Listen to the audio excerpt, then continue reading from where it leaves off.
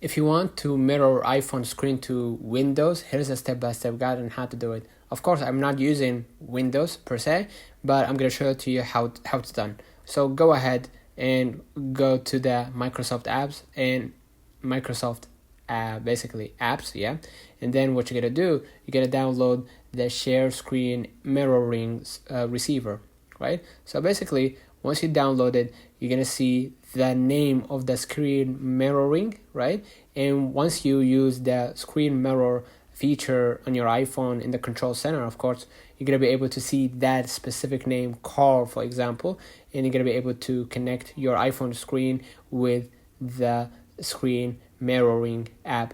Okay, so download it and you can play with it full screen using the Air screen mirroring receiver. So basically, go ahead and click share, follow the prompts to download it, and enjoy the experience. So that's been on the count of this video. I hope you don't forget to like and subscribe, turn on the notification bell to receive every video we upload. Thank you for watching.